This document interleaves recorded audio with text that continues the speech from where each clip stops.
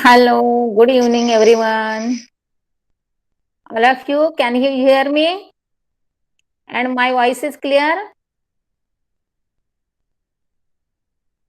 Yes, yes. Okay, okay.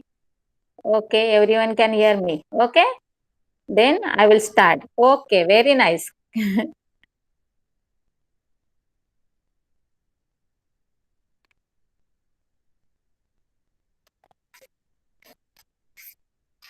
So, today's our topic is lesson number 10, sale and share organize. तर बघा जरा सगळ्यांना तुम्हाला आता म्हणजे आतापर्यंत नुसतं तुम्हाला लिव्हिंग थिंग काय आहेत एवढंच माहिती होतं. तर आता आपल्याला सगळ्यांना माहिती आहे की लिव्हिंग थिंग मध्ये काय काय येत असतं, प्लांट्स आणि अॅनिमल्स येत असतात. तर आता जे प्लांट्स किंवा आपण अॅनिमल्स म्हणतो ते कशापासून बनलेले असतात, म्हणजे त्यांचा मेन ऑर्गन काय असतो. जसं आपला एखादा चॉक म्हटलात तुम्ही तर तो कसा असतो, पार्टिकल्सनी बनलेला असतो की नाही. म्हणजे काही घ्या, वूड घ्या, तरी तो पार्टिकल्सनी बनलेला असतो की नाही. तसं प्रत्येक गोष्ट म्हणजे जे काही तुमचे लिव्हिंग थिंग्स आहेत त्याच्यामध्ये सेल सेल नावाची जी काही गोष्ट आहे ती अतिशय इम्पॉर्टंट आहे. हा, तर आता सेल म्हणजे काय, त्याचाच तुम्हाला अभ्यास करायचा आहे. आणि त्या सेलमध्ये, छोट्याशा सेलमध्ये किती ऑर्गन्स असतात. जसं आपलं बॉडी म्हटलं, ह्युमन बिंग, तर आपल्याकडे बॉडीमध्ये भरपूर ऑर्गन आहेत की नाही. मग आपल्या बॉडीमध्ये एक सेल नावाची गोष्ट आहे की त्या सेलमध्ये पण एवढे सारे ऑर्गन असतात. तर पहिला आपल्या बॉडीचा स्टडी करण्याआधी आपण काय करणार आहोत, आपला सेल स्टडी करणार आहोत. तर तुम्हाला बघा पहिलाच एक क्वेश्चन दिलेला आहे. आता त्याच्यामध्ये कॅन यू रिकॉल मध्ये तुम्हाला एक्झाम मध्ये हे 2 क्वेश्चन आहेत ते विचारणार नाहीयेत. पण जर आपल्याला स्टडी करायचं असेल तर आपल्याला थोडंसं काहीतरी अपडेट पाहिजे ना, मागच्या लास्ट इयरला तुम्ही काय शिकलात ते थोडंसं पाहिजे की नाही आठवायला. मग तेवढ्यासाठी आपण शिकताना मात्र मी तुम्हाला हे दोन्ही क्वेश्चन एक्सप्लेन करणार आहे. तर क्वेश्चन नंबर 1 काय आहे बघा, how many types of the cells are found in living organism. बघा पहिलंच, आता हे तुम्हाला जेव्हा कॅन यू रिकॉल सांगितलं याचा अर्थ तो तुम्हाला लास्ट इयरला हा टॉपिक झालेला आहे, समजलं. थोडासा तुम्ही असं थिंक केलं, जर असं आठवण्याचा प्रयत्न केलात तर मागचं थोडंसं आठवतं बघा आपल्याला. आता त्याच्यामध्ये काय आहे, तर पहिला एक आहे की सेलचे आपले 2 टाइप्स आहेत. एक पहिला आहे त्याला म्हणायचं प्रोकॅरियोटिक आणि दुसरा टाईप आहे त्याला म्हणायचं युकॅरियोटिक. आता तुमच्या माहितीप्रमाणे तुम्हाला सेल जो स्टडी आहे की नाही त्याला एक प्लांट सेल आणि अॅनिमल सेल अशी 2 नावं दिलेली आहेत. म्हणजे आज आपण काय करणार आहोत, तर प्लांट सेल आणि अॅनिमल सेलचा स्टडी करणार आहोत. पण त्यांचाच तुम्ही जर अजून एक बघितला टाईप, तर त्याच्यामध्ये प्रोकॅरियोटिक आणि युकॅरियोटिक हे तुम्हाला अगदी लेसनच्या शेवटी जा तुम्ही, तर शेवटला एंडला तुम्हाला दिलेला आहे बघा. म्हणजे कधी तुम्ही असं उत्सुकतेने आजचा टॉपिक काय आहे म्हणून जर वाचलं असेल, उघडलं असेल, तर तुम्हाला शेवटी एक्सरसाइजच्या आधी एक तुम्हाला छोटस एक बॉक्स दिलेला आहे बघा, युकॅरियोटिक सेल आणि प्रोकॅरियोटिक सेल. समजलं, दिसलं सगळ्यांना? हा, मग आता हे काय आहेत याचा पण साइड बाय साइड आपण स्टडी करायचं आहे. ओके, हा, तर चला आपण सुरू करूया. What is mean by cell. आता सेल काय आहे, त्याचे ऑर्गन्स काय आहेत आणि त्या सेलचं इम्पॉर्टन्स काय आहे, सगळंच्या सगळं आता डीप स्टडी आपण आज करणार आहोत. तर पहिलं स्टार्ट करूया आपलं डायग्रॅमने. बघा, last year we studied that cell is the structural and functional unit of the living organism. म्हणजेच काय, what is mean by cell? Cell is the structural and functional unit of the living organism. In short, this is the definition of the sale.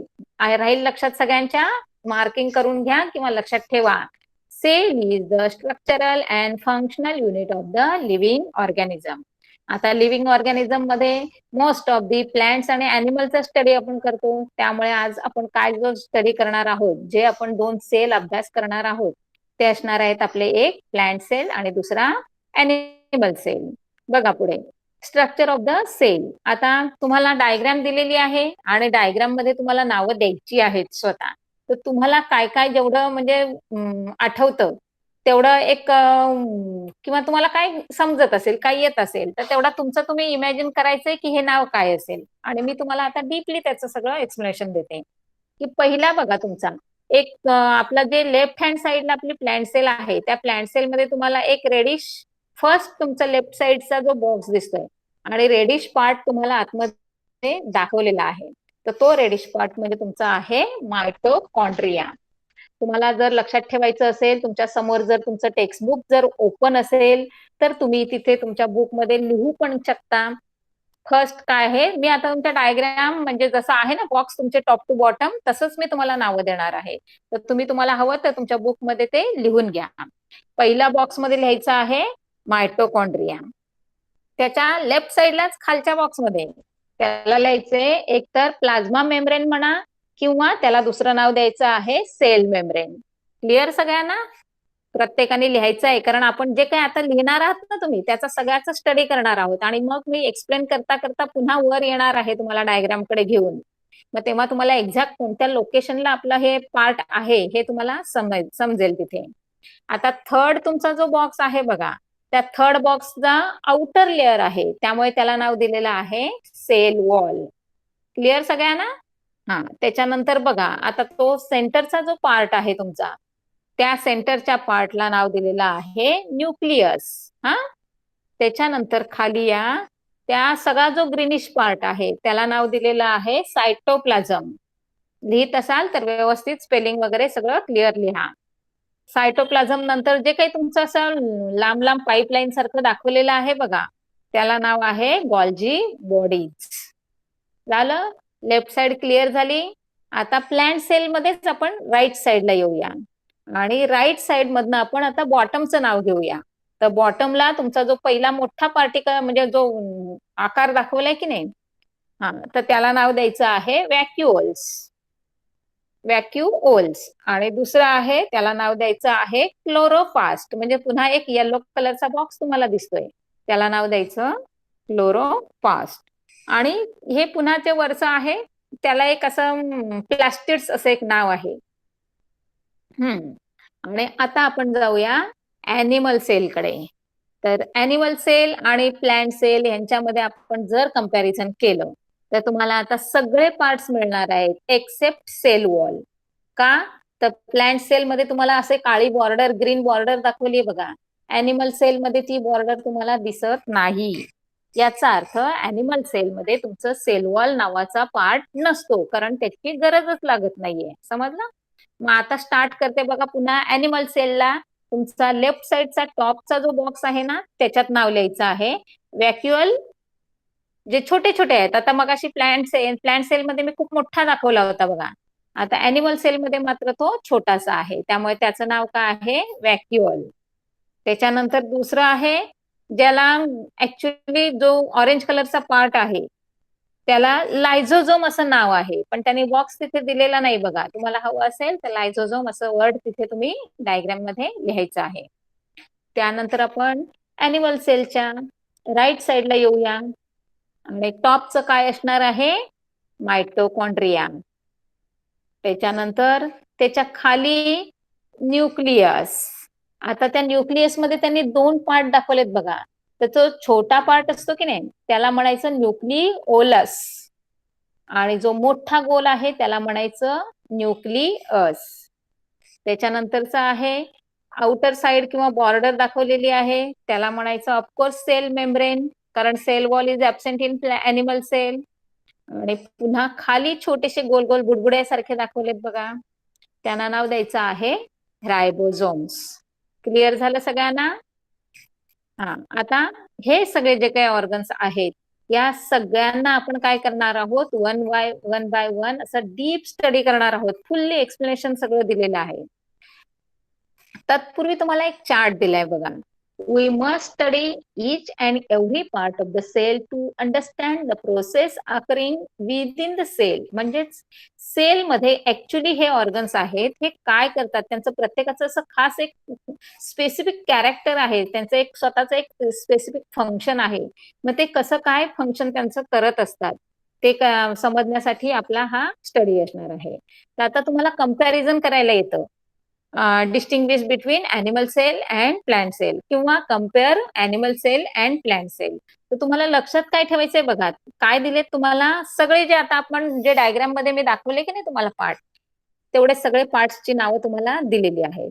तर आता तुम्हाला लक्षात ठेवायला सोपं किंवा तुम्हाला इझी व्हावं म्हणून काय केलेलं आहे त्यांनी, तो बॉक्स तयार केला आहे. म्हणजे प्लांट सेल आणि ॲनिमल सेल मध्ये जर तुमचे ऑर्गनल सेम असतील तर ते इथे कुठला तरी एखादाच तुमचा तो ऑर्गन्स त्याच्यामध्ये नसणार आहे. मग तो कोणता नसणार आहे बघा, cell membrane in both cell present, म्हणजेच in animal cell and in plant cell also present. Cell wall in animal cell, cell wall is absent. त्या प्रेझेंटच्या खाली काय लिहिणार तुम्ही, ऍबसेंट लिहा. आणि सेकंड मध्ये काय लिहिणार तुम्ही, प्रेझेंट लिहायचं. आता थर्ड कॉलम मध्ये तुमचा कंपोनंटच गायब करून टाकलाय बघा. मग तिथे तुम्ही काय लिहायचं आहे, सेंट्रिओल्स. जर लिहित असाल तर लिहून टाका तिथे शब्द सेंट्रिओल. का तर सेंट्रिओल हा असा एक ऑर्गन आहे की तो फक्त ॲनिमल सेल मध्ये प्रेझेंट असतो आणि मात्र तो याच्यामध्ये प्लांट सेल मध्ये ऍबसेंट असतो. तो मी तुम्हाला सांगितलं बघा. आता सेंट्रिओलचं नाव कुठे आहे तुमचं, तर हा पार्ट आहे बघा तुमचा मायटोकॉन्ड्रियाच्या शेजारी छोटासा एक बॅग लाईक स्ट्रक्चर आहे बघा, त्याला नाव दिलेलं आहे सेंट्रिओल. क्लिअर झालं सगळ्यांना. त्याच्यानंतर प्लास्टिड्स. आता प्लास्टिड्स कुठे असणार आहे, तर of course plastids are present in plant cell and absent in animal cell. Then प्लास्टिड्सच्या नंतरचा तुमचा आहे युकॅरियोटिक इंडोप्लाझ्मिक रेटिक्युलम, त्यालाच नाव दिलेलं आहे ER. शॉर्टकट मध्ये काय बोलणार तुम्ही, ER. त्याला नाव म्हटलेलं आहे इंडोप्लाझ्मिक रेटिक्युलम. आणि हा कुठे असतो, तर हा तुमचा प्लांट सेल मध्ये असतो. आता प्लांट सेल कुठे आहे मी दाखवते बघा. हे तुमचा जो न्यूक्लियस आहे आणि त्याच्यावरती ट्यूब लाईक स्ट्रक्चर आहेत बघा असे यू शेप मध्ये, तर त्याला नाव दिलेलं आहे ER म्हणजेच इंडोप्लाझ्मिक रेटिक्युलम. आता तो कुठे आहे, तर दोन्ही सेल्स मध्ये प्रेझेंट आहे. आता व्हॅक्युअल्स पण मी तुम्हाला सांगितलं दोन्ही सेल्स मध्ये प्रेझेंट आहेत. फक्त काय आहे की प्लांट सेल मध्ये त्या मोठी साईज असते आणि ॲनिमल सेल मध्ये त्या छोट्या छोट्या असतात पण मात्र भरपूर असतात. गॉल्गी कॉम्प्लेक्स म्हणजे तुमचं असं ते छोटे छोटे असे एक असं पाईपलाईन सारखं दिसतंय बघा स्ट्रक्चर, ते झालं. आणि मायटोकॉन्ड्रिया तुम्हाला सगळ्यांना माहिती आहे की मायटोकॉन्ड्रिया हा तर अगदी म्हणजे न्यूक्लियस हा ब्रेन म्हणायचा आणि हा तुमचा पॉवर हाऊस म्हटलं जातं. तर ते दोघांमध्येही ते प्रेझेंट असतं. क्लिअर झालं सगळ्यांना. डायग्रॅम्स त्या म्हणजे त्यांची नावं, त्यांच्यामधलं कंपॅरिझन आणि सगळ्यात महत्वाचा म्हणजे हा चार्ट, तो प्रत्येकाने लक्षात ठेवा. का तर चार्ट मध्ये तुम्हाला जे दिलेलं आहे ते अतिशय शॉर्टकट मध्ये दिलंय. जर तुमचा चार्ट कम्प्लीट पार्ट असेल तर तुम्हाला त्या प्रत्येकाचं काय होईल, कुठला ऑर्गन कशामध्ये प्रेझेंट आहे आणि कशामध्ये नाही हे एकदम तुम्हाला क्लिअरली समजून जाईल. समजलं सगळ्यांना. चला आता आपण स्टार्ट करूया. कंपोनंट्स ऑफ द सेल, त्यातला पहिला कंपोनंट आहे सेल वॉल. आता सेल वॉल म्हणजे काय, की जो तुमच्या प्लांट सेल मध्ये प्रेझेंट आहे आणि ॲनिमल सेल मध्ये अब्सेंट आहे. बघा जी ग्रीन बॉर्डर दिसते की नाही प्लांट सेल मध्ये, त्यातला आउटर पार्ट आहे त्याला म्हणायचा म्हणजे आउटर लाईन, त्याला म्हणायचा सेल वॉल. आणि इनर लाईन आहे त्याला म्हणायचं प्लाझ्मा मेम्ब्रेन. क्लिअर झालं सगळ्यांना. आता बघा, it is found around the cell of algae, fungi and plants. म्हणजेच सेल वॉल कुणामध्ये मिळतो, तर सेल वॉल हा अल्गी मध्ये असू शकतो, फंगी मध्ये असू शकतो आणि प्लांट्स मध्ये असू शकतो. Animal cell lack cell wall म्हणजेच काय आहे, लॅक म्हणजे काय, थोडं अब्सेंट, की त्याच्यामध्ये तो हा पार्ट नसतो. Cell wall is an elastic and strong coat around cell membrane. बघा सेल मेम्ब्रेन म्हणजे तुमचा इनर साइडची वॉल झाली. मग आता इनर साइडच्या वॉललाच टच करून जो तुमचा वॉल म्हणजे जे काही तुमचं स्ट्रक्चर आहे किंवा जे काही ऑर्गन आहे ते तुमचं सेल वॉल आहे. आता अर्थातच ते स्ट्रॉंग आहे बघा. It is mainly compose of carbohydrates like cellulose and pectin. Afterwards polymers like lignin, suberin, cutin are added in cell wall as per need. म्हणजेच ऍक्च्युअली कशाचं आहे ते, तर कार्बोहायड्रेटचं आहे. आणि ते मुख्य म्हणजे काय माहितीये का, त्याचं नाव सेल वॉल दिलंय, याचा अर्थ ते सगळ्यात महत्वाचं फंक्शन काय करत असेल तर प्रोटेक्शन. आतमधले जेवढे जेवढे ऑर्गन आहेत त्या सगळ्यांचं प्रोटेक्शन करण्याचं काम त्यांचं आहे. म्हणूनच तर ते स्ट्रॉंग आणि इलॅस्टिक सारखं त्याचं स्ट्रक्चर आहे. बघा, functions of cell wall are to be support and to protect the cell by preventing entry to excess water in the cell. काय काय करतं बघा, तुम्हाला फंक्शन विचारलं जातं की सेल वॉलचं फंक्शन सांगा, मग काय सांगणार तुम्ही? Function of the cell wall are to support and to protect the cell. म्हणजेच काय करतं, एक तर पहिलं सेलला सपोर्ट करायचं काम करतं, दुसरं आतमधल्या ऑर्गनचे प्रोटेक्शन करण्याचं काम करतं, आणि तिसरं preventing entry to excess water in the cell. म्हणजेच सेलमध्ये एक्सेस वॉटर जाऊ देत नाही, त्याला काय करतं ते अडवतं. क्लिअर झालं सगळ्यांना? फक्त एवढंच लक्षात ठेवा की सेल वॉलचं फंक्शन काय आहे, वन लाईन मध्ये तुम्हाला दिलेलं आहे, त्याला अंडरलाईन करा, 2-3 वेळा वाचा की तुमच्या ते आपोआप लक्षात राहील. आता दुसरं आहे, सेल वॉलच्या नंतर तुमचा येणारा जो काही ऑर्गनल आहे त्याचं नाव आहे प्लाझ्मा मेम्ब्रेन.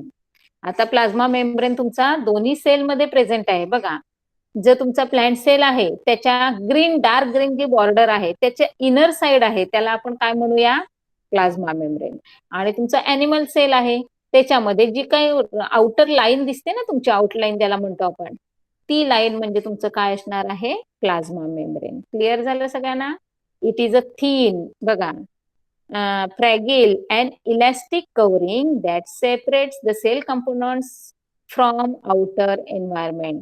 काय सेम फंक्शन आहे तिचंही, फक्त एवढंच आहे की तुमचं सेल वॉल आहे ते जरासं स्ट्रॉंग असतं, इलॅस्टिक कोटिंग असतं, त्याचं वर्क असतं ते काय असतं? प्रोटेक्शन असतं, सपोर्ट देणं असतं.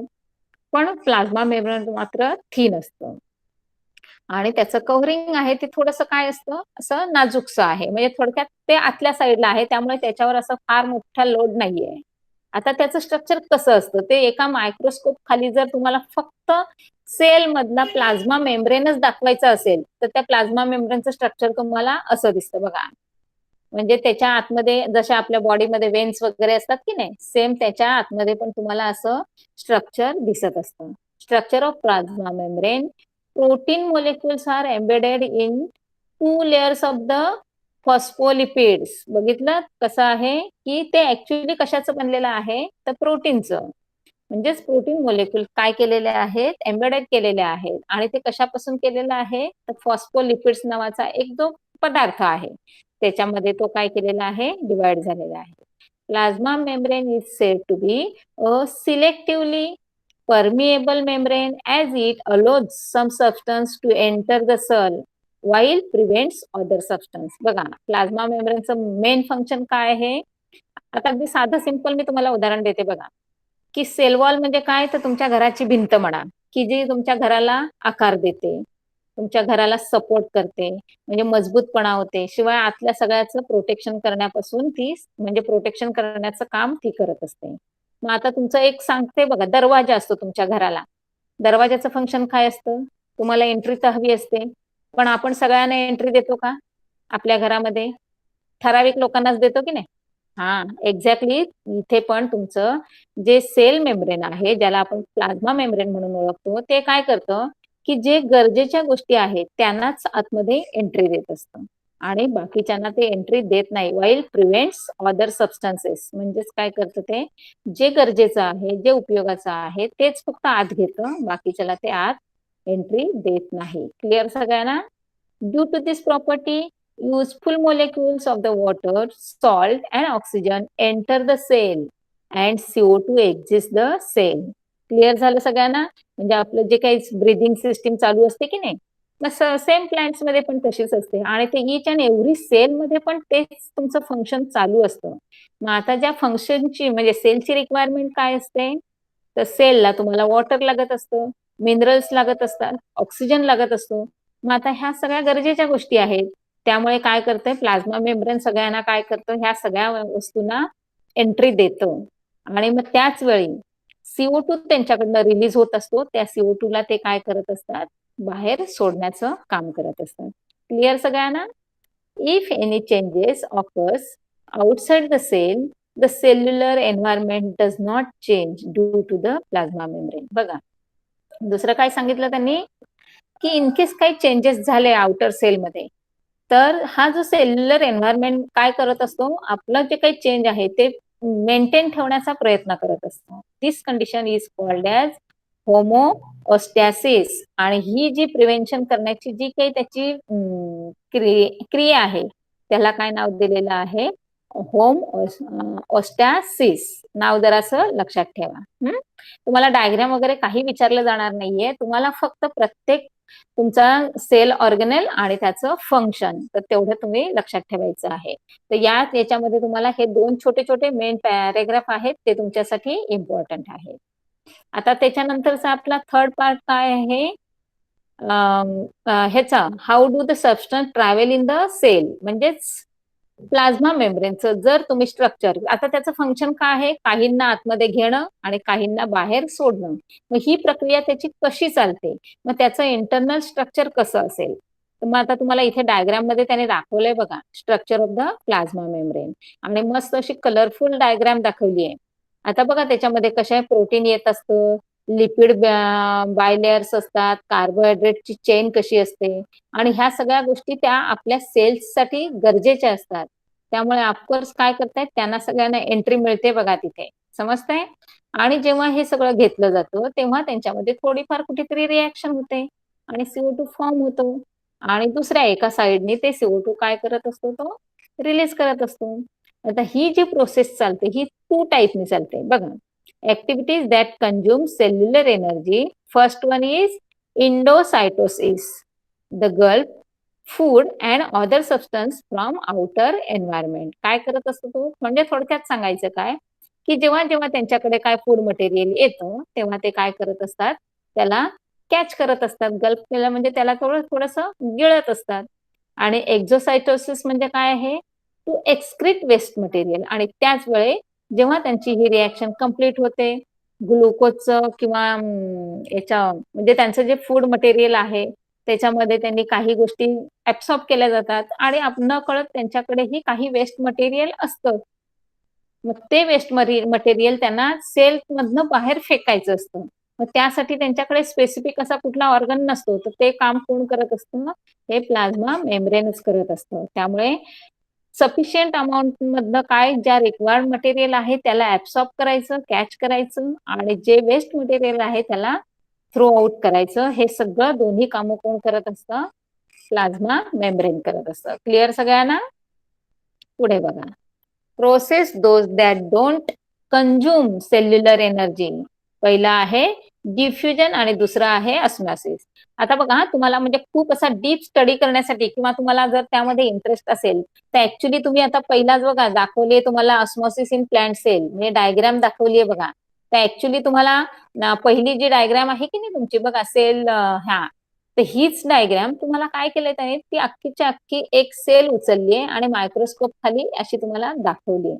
आणि त्यामध्ये तुमचं जे तुम्हाला सांगितलं की नाही त्याच्यामध्ये थोडंसं वॉटर असतं, मग ते वॉटर कशा प्रकारे सगळ्या सेल मधनं, सपोज रूट्सने काय केलं, मिनरल्स किंवा वॉटर ऍब्सॉर्ब केलं आणि अख्ख्या बॉडीमध्ये ते पाठवत असतात. मग पाठवल्यानंतर प्रत्येक सेलमध्ये त्याची देवाणघेवाण कशी होत असते बघा. मग ते तुम्हाला त्या ऑस्मॉसिस या कंडिशन मध्ये दाखवले आहे. आता हे जे 3 वर्ड आलेत की नाही तुम्हाला, कुठले, osmosis in cell animal cell, तर त्याच्यामध्ये तुम्हाला तो H2O दाखवलाय बघा, कसा येतो, कसा घेतला जातो, कसा यूज केला जातो आणि कसा बाहेर सोडला जातो. तर हे 3 स्टेप मध्ये तुम्हाला दाखवलंय. लेफ्ट साइडचं आहे ते प्लांट सेलचं आहे आणि राईट साइडचं आहे ते ॲनिमल सेलचं आहे. तर त्यांना नावं काय काय दिलेली आहेत एकदा वाचा.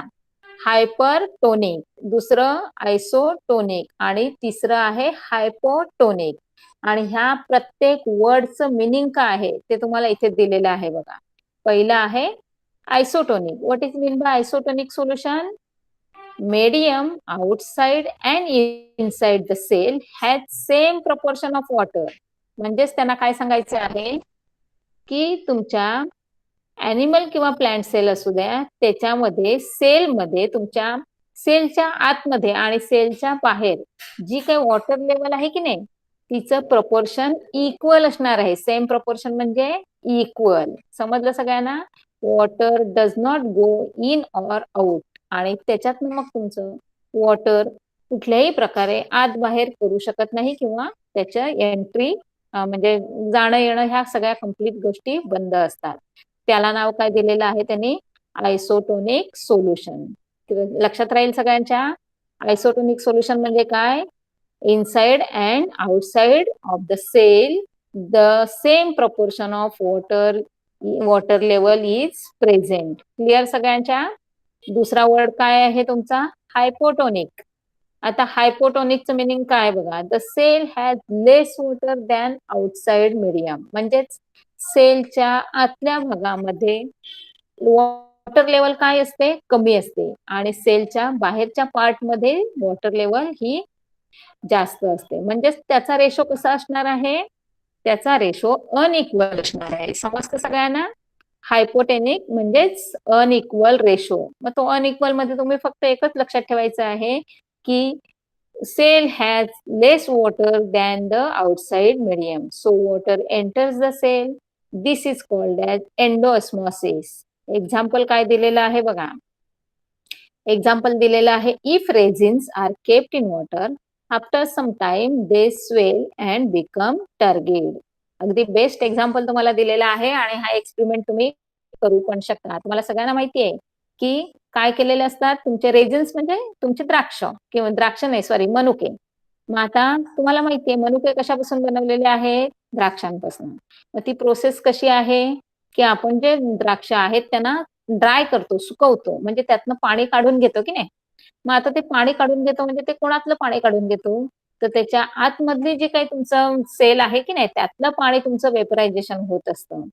मग आता सपोज आपण त्यांना जर पाण्यामध्ये टाकलं तर ते काय करणार आहेत? पाणी ऍब्सॉर्ब करून घेणार आहेत, कारण आपण जर वेपरायझेशनने त्याचं पाणी घालवलं होतं, तो पुन्हा असं ऍब्सॉर्ब करण्याची, सक करण्याची प्रोसेस त्याच्यामध्ये होणारच आहे.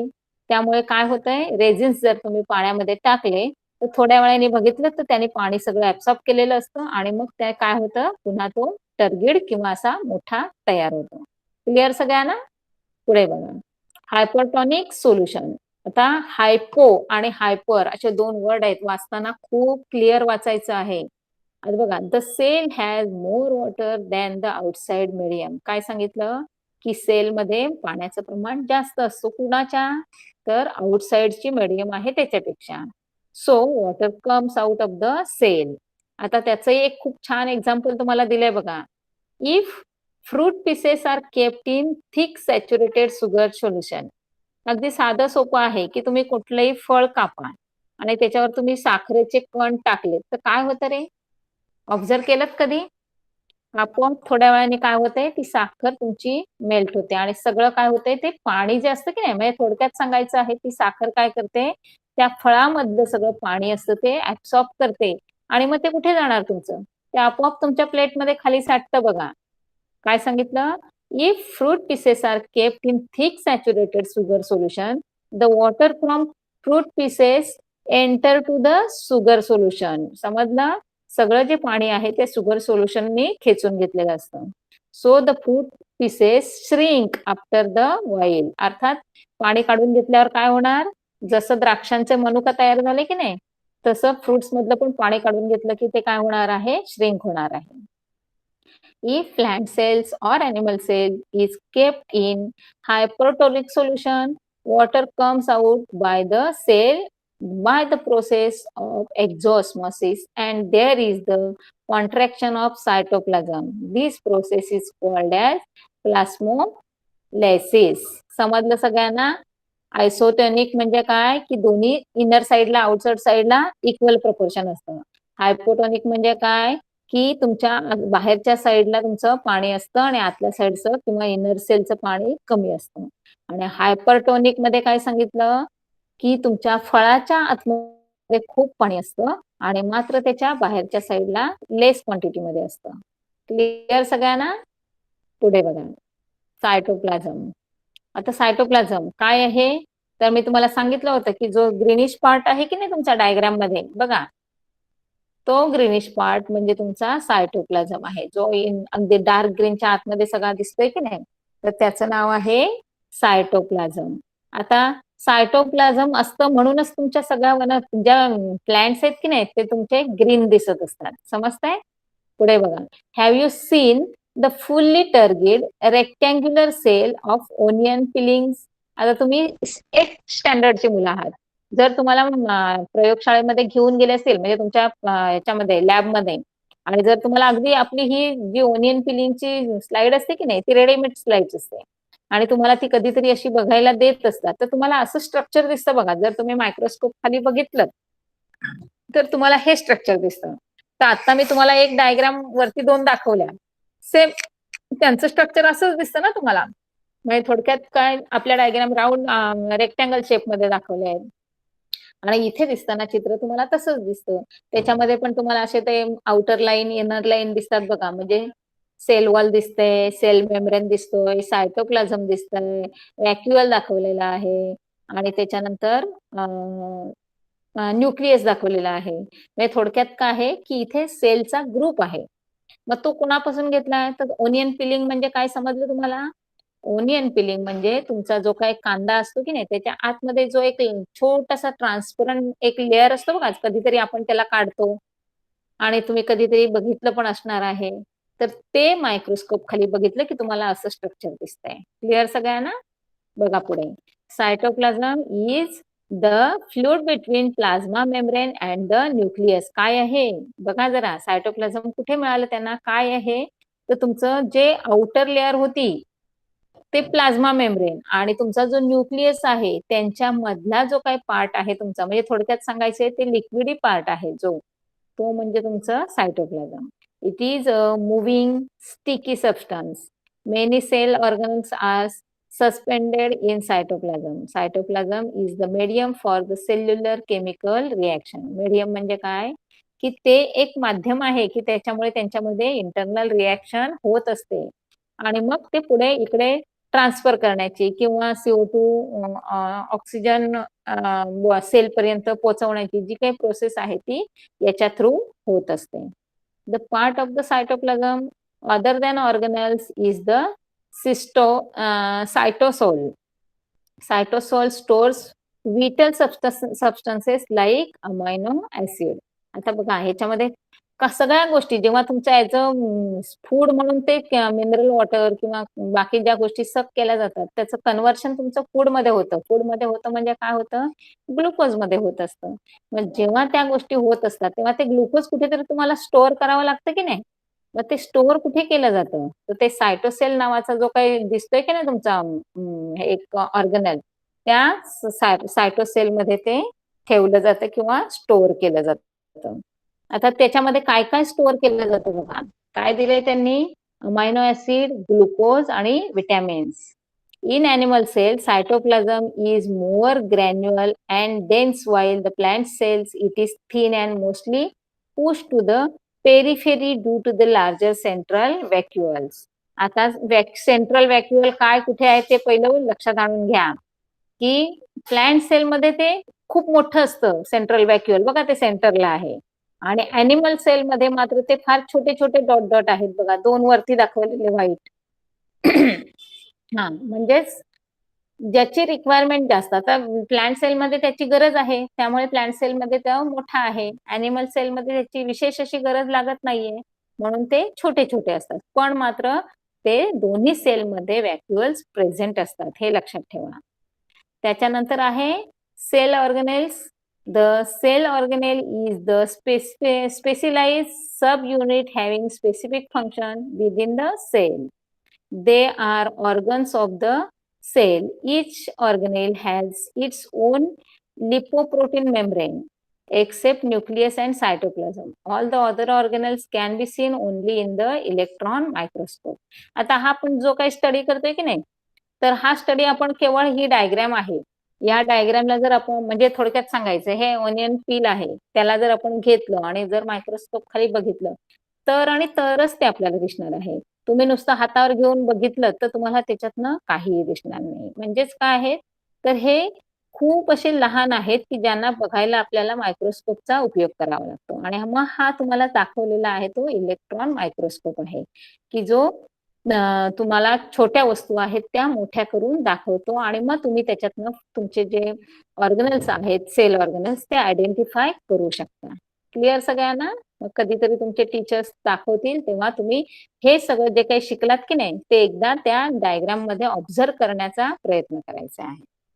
झालं? कळलं सगळ्यांना? पुढे बघा. आता तुम्हाला एक ऍक्टिव्हिटी दिलेली आहे.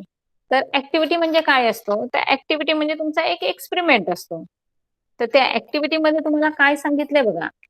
Take a drop of the water on the on a clean glass slide using an ice cream spoon. Gently scrape the inner surface of your cheek with a needle. Transfer a little material of the spoon to the water drop on the slide and spread it evenly. हे आता हे actually तुम्ही नाही करणार आहात, पण म्हणजे अशा प्रकारे जर आपण एक्सपेरिमेंट केला तर तुम्हाला त्याच्यातनं काय दिसणार आहे. Put a drop of the methylene blue stain on the smear, put a cover slip and observe under microscope. Did you observe the cells with blue nucleus? म्हणजे त्यातनं तुम्हाला काय दिसणार आहे, तर त्यातनं तुम्हाला हा डार्क पार्ट आपण बघितलाय की नाही सेलमध्ये, तो डार्क पार्ट म्हणजे तुम्हाला त्या सेलचा न्यूक्लियस दिसणार आहे. समजलं सगळ्यांना? आता न्यूक्लियस मध्ये दोन पार्ट आहेत. तर छोटा जो दोन्ही सेल मध्ये बघा, न्यूक्लियस म्हणजे तुमचा मोठा गोल, हा सेलच्या आतमधला जो गोल आहे मोठा त्याला न्यूक्लियस म्हणायचं, आणि जे त्या गोलाच्या आतमध्ये जे छोटे गोल दाखवलेत बघा त्याला न्यूक्लिओलस म्हणायचं. क्लिअर सगळ्यांना? आणि ते दोन्ही सेल मध्ये प्रेझेंट असतं, कारण न्यूक्लियस हे अतिशय महत्वाचा पार्ट आहे आपल्या सेलचा. मग आता त्याचं फंक्शन काय आहे बघा. बघा त्याचं स्ट्रक्चर कसं दिसतंय. आता मी तुम्हाला सांगितलं की नाही, न्यूक्लिओलस म्हणजे मी तुम्हाला डार्क छोटा सांगितलं होतं की नाही, बघा तिथे दिसतंय स्पेलिंग. आणि न्यूक्लियस म्हणजे तुमचा तो मेन ऑर्गन, की त्याला आपण न्यूक्लियस म्हणतोय. समजलं? आता त्या न्यूक्लियस मध्ये काय काय आहे, तर त्याचाही आउटर लेअर आहे, त्याला न्यूक्लिअर मेम्ब्रेन नाव दिलेलं आहे बघा. आणि दुसरं पार्ट आहे इनर पार्ट, त्याला नाव दिलेलं आहे क्रोमॅटिन. तर आता आहे सध्या जस्ट तुमचं इंट्रोडक्शन आहे, त्यामुळे हे सगळं तुम्ही खूप छानपैकी लक्षात ठेवायचं आहे, कारण त्याच्यानंतर ह्या प्रत्येक पार्टला आपण डीपली स्टडी करणार आहोत. कळलं? 9th किंवा 10th स्टँडर्डला. आता बघा, when observed under electron microscope we can see nucleus covered by the double layered membrane with small pore. दिसलं तुम्हाला? स्मॉल पोअर्स म्हणजे डॉट डॉट दाखवलेत बघा, आणि त्याला नाव दिलेलं आहे न्यूक्लिअर पोअर. हा, डायग्राम कडे नीट बघितलं तर तुम्हाला ते सगळं कळणार आहे. These pores allow the passage of material in and out of the nucleus. हा, म्हणजे थोडक्यात काय आहे, तुम्ही स्पंज कधी बघितलात का? स्पंज जर ड्राय असेल आणि आपण त्याला जर पाण्यामध्ये टाकलं तर काय करणार आहे तो, त्या ते जे काही होल असतात ना त्याच्याने पाणी ऍब्सॉर्ब करणार आहे ना. मग सेम स्ट्रक्चर तुमचं तसं असतं, की जे न्यूक्लिअर पोर्स आहेत ते काय करत असतात, इन अँड आउट मटेरियल जे आपलं आहे ते मटेरियल इन अँड आउट करण्याची जी प्रोसेस आहे ती प्रोसेस त्या पोर्स थ्रू होत असते. क्लिअर सगळ्यांना? पुढे बघा. Nucleus has one round nucleus nucleolus म्हणजे तो सेंटरचा तुमचा डार्क पोर्शन दाखवलाय त्याला न्यूक्लिओलस म्हणायचं. आता त्याचं फंक्शन काय बघा. And the network of the chromatin fibre. Chromatin fibre are thin thread like structure which condense to form short thick chromosomes at the time of the cell division. आता sale division काय आहे, तर पुढे 10th स्टँडर्डला तुम्हाला sale division वर खूप छान असं एक मोठा लेसन आहे. तर सेल डिव्हिजन मध्ये जेव्हा सेल एका सेल पासून दुसरे सेल तयार होतं तेव्हा त्याच्यामध्ये तुमचं मुख्य म्हणजे न्यूक्लियस डिव्हिजन होत असतं. का, तर तुमचा न्यूक्लियस हा तुमचा मेन आहे सेलचा, आणि त्याचं डिव्हिजन झालं नाही तर तुमचं नुसतं सेल डिव्हिजन होऊ शकत नाही. त्यामुळे न्यूक्लियसचं डिव्हिजन कशा प्रकारे होतं आणि एका सेल पासून दोन सेल तयार होत असताना न्यूक्लियस कसा डिवाइड होतो आणि दोन पार्ट मध्ये डिवाइड झाल्यानंतर तो दोन सेल मध्ये कसा प्रेझेंट राहतो, ह्याचं स्ट्रक्चर तुम्हाला ह्याचा स्टडी नंतर तुम्हाला नेक्स्ट इयर असणार आहे. Clear? Functional segments of the chromosomes are called as genes. आणि मग आपण म्हणतो की हे काय आहे, तर क्रोमोझोम्स आहेत, आणि क्रोमोझोम्स कुठे असतात, तुमच्या डीएनए मध्ये. आणि डीएनए म्हणजे काय, तुमचे त्याच्यामध्ये तुमचे जीन्स असतात. क्लिअर सगळ्यांना? आता हे सगळे वर्ड तुमच्यासाठी नवीन असणार आहेत, पण हेच वर्ड तुम्हाला पुढे जाऊन खूप डीप मध्ये किंवा डिटेल स्टडी तुम्हाला मिळणार आहे. आता सध्या 8th स्टँडर्डला आपण फक्त फंक्शन ऑफ द न्यूक्लियस इथपर्यंतच आपण काय करायचं आहे, स्टडी करायचं आहे. तर आता फंक्शन तुम्हाला 2 दिलेले आहेत बघा. Functions of the nucleus. पहिलं आहे it controls all metabolic activities of the cell and also the cell division. काय करतं, सगळ्या तुमच्या ज्या काही मेटाबॉलिक ऍक्टिव्हिटीज आहेत त्या सगळ्या काय करत असतं, त्याच्या हातात असतात. म्हणजे सगळं सेंटर आहे आपलं, जसं ब्रेन सगळं वर्क करते की नाही, तसं सेलचा मेन कोण असेल तर तो न्यूक्लियस असतो. आणि सगळं वर्क आहे ते वर्कचं कंट्रोल थोडक्यात सांगायचं आहे. म्हणजे सेलचे जे काही सगळं कंट्रोल आहे तो न्यूक्लियसच्या हातात असतो. आणि सेल डिव्हिजन पण न्यूक्लियसमुळेच होत असतं. दुसरं काय सांगितलंय, it is involve the transmission of hereditary characters from parents to the offspring. बघा, कारण तुम्हाला इथे आलाच ना, वर्डच आला होता क्रोमोझोम्स, जीन्स. तर हे काय आहे, तर हे सगळं तुमच्या डीएनए मध्ये प्रेझेंट असतं. आणि डीएनए काय असतं, तर जेनेटिक आहे ते, की एका जनरेशन कडून दुसऱ्या जनरेशन कडे ते ट्रान्सफर होत असतात जीन्स. मग ते जीन्स म्हणजे काय, तर तुमचं हेरिडिटी, की जे पॅरेंट्स कडून त्यांच्या ऑफस्प्रिंग कडे म्हणजे त्यांच्या नवीन जन्माला येणाऱ्या शिशूमध्ये ते येत असतात. ओके, म्हणजे 2 फंक्शन आहेत, ते 2 फंक्शन तुम्ही लर्न करायचे. आता बघा, तुम्हाला डू यू नो मध्ये काय दिलेलं आहे, एक एक्स्ट्रा स्टडी म्हणून थोडंसं करायचं. तुम्हाला ह्याच्यावर प्रश्न नाही विचारणार, पण तुम्हाला माहिती पाहिजे. Due to the loss of nucleus large quantity of haemoglobin can be accommodated in RBC. आता आपल्या ब्लड मध्ये तुम्हाला आरबीसी, डब्ल्यूबीसी, प्लाझ्मा हे सगळं असतं, हिमोग्लोबिन असतं, हे सगळं माहिती असणार आहे. तर मग आता बघा, सपोज न्यूक्लियसचा लॉस झाला किंवा न्यूक्लियस डॅमेज झालं, तर काय होत असतं, लार्ज क्वांटिटीमध्ये हिमोग्लोबिन काय होतं, अकोमोडेट होतं, कोणामध्ये जात असतं, आरबीसी मध्ये जात असतं. Thereby large amount of oxygen can be transported. आणि खूप मोठ्या प्रमाणामध्ये ऑक्सिजन ट्रान्सपोर्ट होत असतं. Due to the loss of nucleus the Savage tube of the plant problem, they become hollow and thereby transportation of the food becomes easy. आणि of course एकदा hollow space मिळाली की तुमचं जसा पाईप मध्ये काही जर कचरा अडकला असेल आणि आपण जर तो काढला तर पाणी कसं फ्लोनी वाहतं की नाही, सेम स्ट्रक्चर आहे, म्हणजे सेम फंक्शन तिथे होतं, की अशा प्रकारे तिथे तुम्हाला ते इझिली फ्लो होताना दिसतं. एज एक नॉलेज म्हणून तुम्ही ते फक्त वाचा, याच्यावर तुम्हाला क्वेश्चन येणार नाही. पुढे एंडोप्लाझ्मिक रेटिक्युलम. आता हा एंडोप्लाझ्मिक रेटिक्युलम, त्याला शॉर्ट मध्ये ह्याच्यामध्ये नाव काय दिलेलं आहे बघा तुमचं, ER. ER म्हणजे काय, एंडोप्लाझ्मिक रेटिक्युलम. आणि थोडस तुम्ही ते लक्षात ठेवायचं. आता डायग्राम मध्ये कुठे आहे ते तुम्हाला दाखवते बघा. आधी हे एंडोप्लाझ्मिक रेटिक्युलम डायग्राम कशी आहे ती बघा. हा, आणि मग आता तुम्हाला मेन सेल मध्ये मी दाखवते ते एंडोप्लाझ्मिक रेटिक्युलम.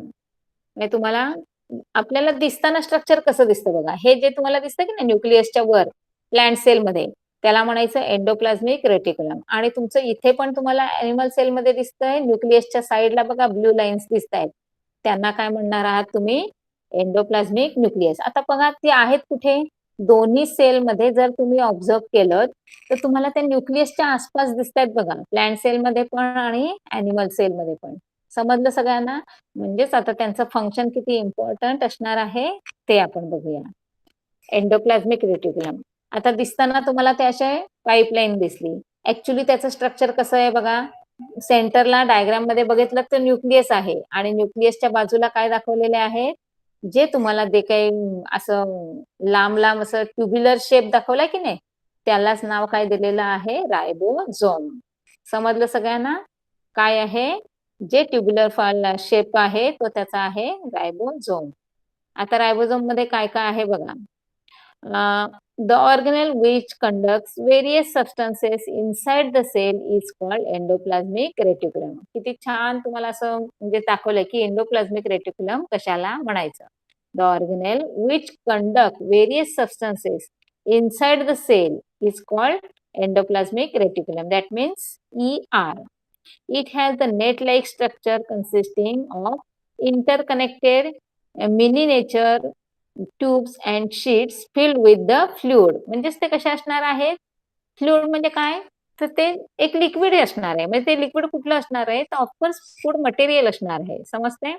अगदीच तुम्हाला सांगते बघा, कुठं आता एखादं पान वगैरे तुम्ही असं घेतलत आणि दाबलत किंवा एखादा प्लांट सेलचा हे घेतलात, पानाचा वगैरे देठ घेतलात, दाबलं, तर त्याच्यातनं लिक्विड येतं की नाही बाहेर?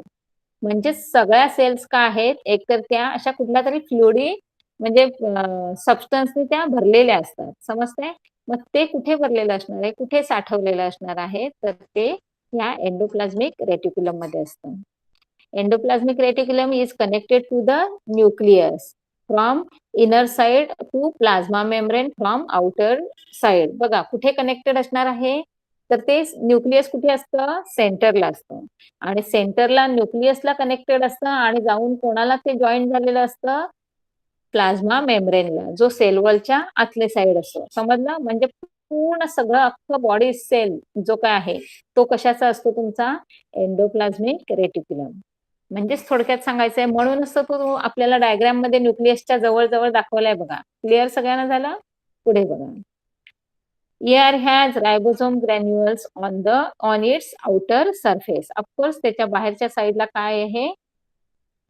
तुम्हाला रायबोझोम दाखवलेले आहे. पुढे बघा. Functions of the ER. आता बघा, अगदी खूप असं व्यवस्थित क्लिअरली त्यांनी फंक्शन दिलेलं आहे. It is the framework that support cell. एकदम शॉर्टकट मध्ये लक्षात ठेवायचं आहे, की तुम्हाला जर त्याचं फंक्शन विचारलं तर 3 फंक्शन सांगायचे आहेत. First one is framework that support cell, म्हणजे सेलला सपोर्ट करायचं काम ते करत असतात. कंडक्शन ऑफ द प्रोटीन्स, म्हणजेच प्रोटीन्स आहेत की जे तुम्हाला सांगितलं की फ्लुइडी फॉर्म मध्ये असतं आणि ट्रान्सपोर्ट करण्याचं काम करत असतं. ते सगळं म्हणजे प्लाझ्मा मेम्ब्रेन पासून ते न्यूक्लियस पर्यंत त्याचा खूप मोठा एरिया असल्यामुळे संपूर्ण सेलमध्ये तो काय केलेला असतो? पसरलेला असतो. दुसरं आहे toxins that have enter the body through food, air and water are made water soluble by ER and then flush out the body. बघा, इन केस म्हणजे समजा असं फूड मटेरियल घेत असताना किंवा बाय एअर किंवा बाय वॉटर, समजा काही त्यांना अनवॉन्टेड टॉक्सिक मटेरियल जर त्यांनी एक्सेप्ट केलं किंवा एक्सेप्ट केलं म्हणण्यापेक्षा न कळत जर एंटर झालं, तर ते एक्सेप्ट करत नाही. ते काय करतं? त्याला असं बाजूला काढतं आणि सेलच्या बाहेर फेकून देतं. क्लिअर झालं सगळ्यांना? हे किती मोठं फंक्शन त्याचं आहे बघा. आता पुढे गॉल्जी बॉडीज काय असतात? तर हा गॉल्जी बॉडीज मी तुम्हाला दाखवला. तुमच्या डायग्राम मध्ये जर बघितलं तर आपल्या लास्ट पार्ट मध्ये तुम्हाला दाखवलाय बघा, की जो असा कुठे गेलं आपली डायग्राम? हा, जो तुमचा पार्ट आहे बघा शेवटचा, हा जो काही तुमचा गवतासारखा लांब लांब दांड्यावाला पार्ट दिसतोय की नाही, त्याला आपण नाव दिलेलं आहे गॉल्जी बॉडीज. हा, मग आता ह्यांचं काय एक्झॅक्टली त्यांचं काय फंक्शन आहे बघा. कारण तो जर पार्ट तुमच्या सेलमध्ये प्रेझेंट आहे म्हणजेच तो कुठेतरी काहीतरी काम करतोय. बघा, it is made of 5 to 8 hollow and flat sac placed parallel to each other. कशा आहे बघा, एकावर एक एकावर एक. आता आपल्याला त्या सेलमध्ये आपण फक्त पाईपलाईन दाखवली होती, पण जेव्हा आपण मायक्रोस्कोप खाली बघितलं तर तुम्हाला ते गॉल्जी कॉम्प्लेक्स ज्याला म्हटलंय त्याला आपण गॉल्जी बॉडी म्हणायचं. तर ते तुम्हाला स्ट्रक्चर असं दिसणार आहे. समजलं? म्हणजे फोल्ड केल्यासारखं आहे. एखाद्या कपड्याला कसं आपण फोल्ड करतो, समजतंय? त्याप्रमाणे त्याला फोल्ड पडलेला आहे. बघा पुढे. These sacs are called as cisternes and are filled with the different enzymes. म्हणजेच याच्यामध्ये various types of enzymes present असतात. The proteins coming from the ER are enclosed in vesicles which come towards Golgi complex via cytoplasm.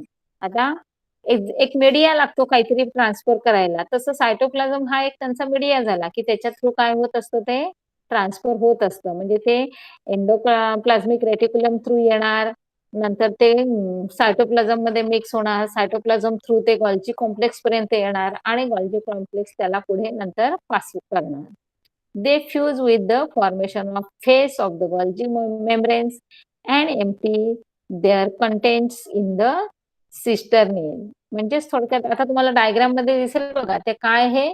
सिस्टर्निल एक outer layer दाखवलाय बघा, जो तुमचा light pink colour मध्ये आहे. सिस फेस म्हणजे तो तुमचा असा फोल्ड करत करत करत गेलेला एक कॅचिंग पॉइंट दाखवलाय. नंतर फ्युजिंग वेसिकल्स अशा बॉल सारखं स्ट्रक्चर दाखवलंय बघा. आणि त्याच्यामध्ये तुम्हाला ह्युमन लाईक स्ट्रक्चर म्हणजे एक असा त्याचा माउथ म्हणायला काही हरकत नाही तसा ओपन पार्ट दाखवलाय. आता हे तुम्हाला डायग्राम येणार नाही, पण तुम्हाला डायग्राम कशी म्हणजे स्ट्रक्चर कसं असतं हे जर माहिती असेल तर त्याचं फंक्शन तुम्ही इझिली लक्षात ठेवू शकता. As they pass through the cisternae, they are chemically modified with the help of the enzymes. They are again packed in the vesicles. These vesicles exist from the maturation phase. These cisternae work like packing department that packs and distributes the substance. बघा same fold केलं म्हणजे काय आपण जसं packing करतो की नाही त्या टाईपनी थोडक्यात काय केलंय त्यांनी सांगितलं की त्या टाईपनी त्याचं स्ट्रक्चर आहे. आता ते का आहे त्याचं ऍक्च्युअली फंक्शन काय आहे तर फंक्शन बघा त्याचं काय सांगितलंय. Golgi complex is the secretory organ of the cell. म्हणजे थोडक्यात काय आहे जर सेंटर न्यूक्लियस हा तुमचा जर मेन असेल तर त्याला हेल्प करणारा सपोर्टिंग ऑर्गन कोण आहे गोल्जी कॉम्प्लेक्स आहे. It modified sorts and packs material synthesize in the cell. आता काय करतंय ते एन्झाईम्स म्युकस प्रोटीन्स पिगमेंट्स म्हणजे थोडक्यात सांगायचं की सेलमध्ये जे काही तुमचं मटेरियल असतं त्याला थोडक्यात मॉडिफाईड करायचं काम त्याला पॅक करायचं काम हे काम कोणाकडे दिलं जातं तर ह्या गोल्जी कॉम्प्लेक्स कडे असतं. का तर त्याच्यामध्ये फोल्ड आहेत बघा हे एकदम सिस्टमॅटिक त्याच्याकडनं ते काम केलं जात असतं.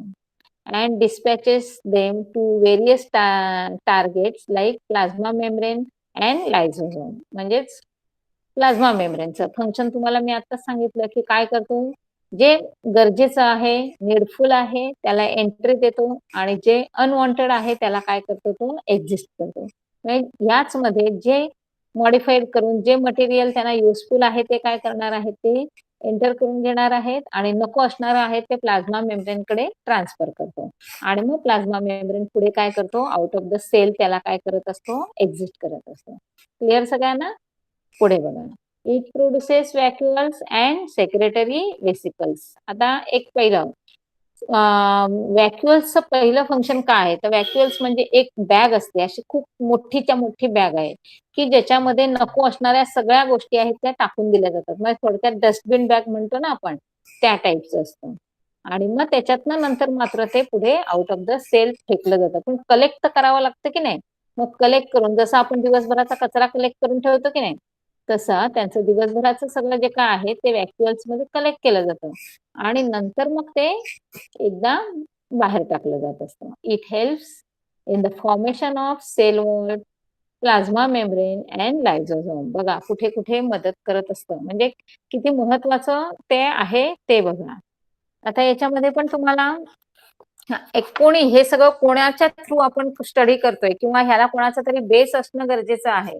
त्यामुळे तुम्हाला एक सायंटिस्टचं इंट्रोडक्शन दिलेलं असतं आणि त्या जे काही त्यांनी गोल्गी कॉम्प्लेक्सचा स्टडी केलाय की नाही त्या सायंटिस्टचं नावच आहे कॅमिलिओ गोल्जी आणि म्हणूनच तुमच्या त्या पार्टला नाव दिलेलं आहे त्या पार्टला नाव दिलेलं आहे गोल्जी कॉम्प्लेक्स. समजलं सगळ्यांना. म्हणजेच ज्या सायंटिस्टनी ते रिसर्च केलं फाइंड आउट केलं त्या सायंटिस्टचं नाव त्या पार्टला दिलेलं असतं आणि त्याच्यासाठी त्याला नोबेल प्राइज पण मिळालेला आहे बघा. आणि कधी मिळालेला आहे 1906 ला. आता ह्याच्यावर तुम्हाला काही क्वेश्चन येणार नाहीये पण त्या पार्टला ते नाव का दिलं असा जर क्वेश्चन समजा इन केस आला तर तुम्हाला त्या सायंटिस्टचा थोडासा रेफरन्स द्यावा लागतो. क्लिअर. पुढे बघा. लायझोझोम काय आहे.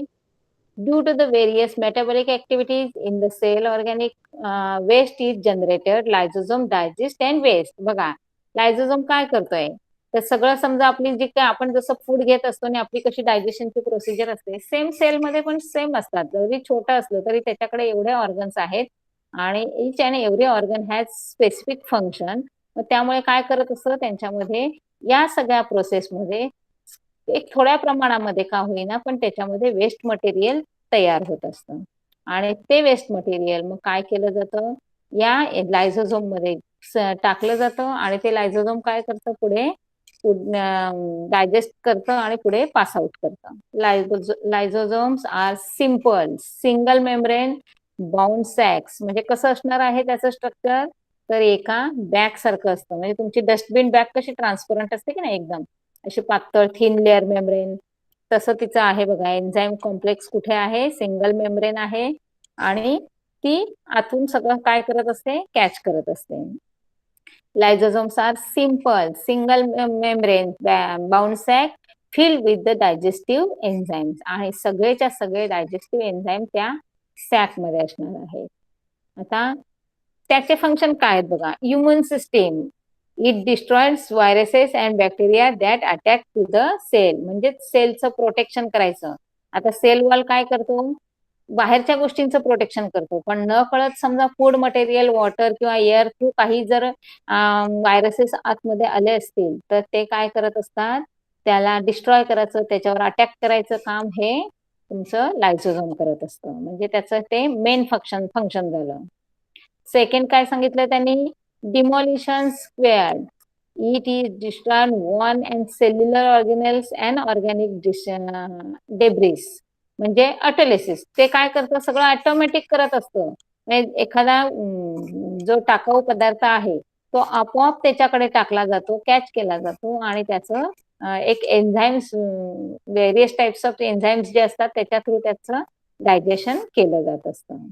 Suicide bag. आता बघा, when the cell becomes old or it damage, lysosome burst and enzymes digest their own cell. बघा, एखादा म्हातारा माणूस झाला की काय होतो, आपल्याकडे मरून जातो की नाही, तसंच सेल मध्ये पण आहे बघा. स्ट्रक्चर कसं इक्वली तुम्हाला कंपॅरिझन करायला मिळतंय बघा. एखादी सेल समजा ओल्ड झाली तर त्या सेलला डॅमेज करायचं काम कोण करतं, कारण ती आता वर्क करत नसते ओल्ड झाल्यामुळे, तिचे पार्ट फंक्शन करत नसतात. मग काय करायचं, संपूर्ण सेलच ती नष्ट करून टाकायची. मग आता नष्ट करायची म्हणजे तिला बाहेर तर टाकलं पाहिजे. मग बाहेर टाकण्याची प्रोसेस कशी होते, तर संपूर्ण ती बॅग आहे ती कोण कॅच करतं, हे लायझोझोम काय करतं, कॅच करतं, त्याला ब्रस्ट करतं आणि त्याला स्वतःला डायजेस्ट करून टाकून देतं. क्लिअर सगळ्यांना. म्हणजे स्वतःचीच जी मेन सेल आहे त्यालाही ते काय करतं, डायजेस्ट करतं, ब्रस्ट करून टाकतं. आणि त्याच्यानंतर during starvation lysosome digest store proteins fats. म्हणजेच लक्षात घ्या की किती मोठा रोल त्या लायझोझोमचा आहे बघा. आता स्टार्वेशन असेल तर काय केलं जातं, आपल्या कुठेतरी स्टोअर केलेलं असतं की नाही फूड मटेरियल, ते काढायचं आणि ते त्याच्यातनं प्रोटीन्स घ्यायचे आणि पुढे सेलचं फंक्शन कंटिन्यू ठेवायचं. का, तर ते सेल त्याचा जिवंत राहिला पाहिजे आणि त्याचे ईच अँड एव्हरी फंक्शन त्याचं आहे ते व्यवस्थित पार पडलं पाहिजे. एवढी सगळी जबाबदारी आहे ती कोण घेत असतं, हा लायझोझोम घेत असतो. समजलं सगळ्यांना. बघा, काय डाऊट आहे कोणाला मुलांना. आता बराचसा म्हणजे मेन म्हणजे काय, आजचा तुमचं सगळं क्लिअर काय झालं असेल बघा. तुम्हाला पहिल्यांदा जाऊन काय करायचं आहे, तुम्ही आज तुम्हाला आपल्या ज्या फर्स्ट अगदी लेसनच्या सुरुवातीलाच 2 डायग्राम दिलेल्या आहेत आणि ज्याची मी तुम्हाला नावं दिलेली आहेत, त्या 2 डायग्राम तुम्ही आज होमवर्क म्हणून ड्रॉ करायचे आहेत आणि मी तुम्हाला त्यांचे जे काही लेबलिंग करून दिलेलं आहे ते सगळं करून मला तुम्ही आज होमवर्क म्हणून पाठवायचं आहे. शिवाय तुम्हाला त्याच्या खाली एक चार्ट दिलेला आहे बघा, तर ते तुम्हाला फंक्शनल म्हणजे हे त्याचं फंक्शन, कार्य, त्याचं त्याचं मेन वर्क काय आहे, ते मेन वर्क कळलं सगळ्यांना. Okay okay. विशाल तुला काय हो, चालेल चालेल. नेक्स्ट टाइम सुरुवातीलाच मला सांगून ठेव, मॅम हिंदीमध्ये सांगा, मी लगेच तुला सगळं हिंदीमध्ये सांगणार. Okay okay ma'am, you can repeat it again. Okay, in short I will repeat it. हा, नेक्स्ट नेक्स्ट नेक्स्ट टाइम. किंवा आत्ताच सांगते बघा. आता विशालसाठी खास, विशाल जरा लक्ष दे. कैसा है विशाल, ये प्लांट सेल है, एनिमल सेल है, इनमें बहुत सारे छोटे छोटे पार्ट रहते हैं जैसे कि अपने बॉडी में रहते हैं ना, और उनका अलग सा फंक्शन रहता है, तो सेम अपनी बॉडी में सेल भी रहते हैं. तो अपनी बॉडी बोलेंगे तो प्लांट का और एनिमल का सेम रहता है. तो उनमें बहुत सारे छोटे छोटे पार्ट्स रहते हैं, उनके स्पेसिफिक ऑर्गन है, उनके स्पेसिफिक फंक्शन रहते हैं. तो ईच एंड एवरी पार्ट क्या करता है, ऑर्गन अपना अपना फंक्शन कैरी करता है। तो सब के सब जो पार्ट्स है उनके अभी मैंने पूरा का पूरा एक्सप्लेनेशन दिया आपको कि कौन सा पार्ट क्या काम करता है। फॉर एग्जांपल मैं आपको बताती हूँ कि cell wall is the outer membrane. तो आउटर मेम्ब्रेन का मेन फंक्शन क्या होगा, प्रोटेक्शन। क्लियर। हाँ, तो प्रोटेक्शन करेंगे तो प्रोटेक्शन के लिए फर्स्ट पार्ट वो सेल वॉल आया। तो सेल वॉल के आगे जाके क्या आएगा, सेल मेम्ब्रेन आएगा। No ma'am, this figure I have to repeat again their names. Okay, yes. हा, कादंबरी, पहिलं आता मी सांगते त्याप्रमाणे तू लिहित जा बघू दे. पहिला लेफ्ट साइडचे जे तुमची डायग्राम आहे ती तुमची प्लांट सेलची आहे, समजलं. मग प्लांट सेलचं लेफ्ट साइडचं मी तुला नावं सांगते ती लिहि बघू दे जरा पटापट. पहिला आहे मायटोकॉन्ड्रिया, दुसरा आहे प्लाझ्मा सेल, त्याच्यानंतर आहे सेल वॉल, त्याच्यानंतर आहे न्यूक्लिओलस, त्याच्यानंतर आहे सायटोप्लाझम, त्याच्यानंतर आहे गॉल्जी बॉडीज, आणि प्लांट सेलच्याच राईट साइडचं बघ घे, लास्ट आहे व्हॅक्युअल, सेकंड लास्ट आहे क्लोरोफास्ट, त्याच्यानंतर प्लांट अॅनिमल सेल. त्या अॅनिमल सेलचं लेफ्ट साइड आहे टॉपला बघ, जे छोटे छोटे गोल आहेत त्याला नाव दे व्हॅक्युअल्स. त्याच्यानंतर त्या ऑरेंज पार्ट जो आहे त्या अॅनिमल सेल मध्ये त्याला नाव दे लायझोझोम. त्याच्यानंतर त्या अॅनिमल सेलची राईट साइड घे, टॉपला पहिलं नाव आहे तुझं, झालं. ओके ओके, समजलं सगळ्यांना. हा, तर तुम्हाला आज हेच काम असणार आहे. हा, ओके, ठीक आहे, चला आपला वेळ झालेला आहे. Okay, bye bye bye.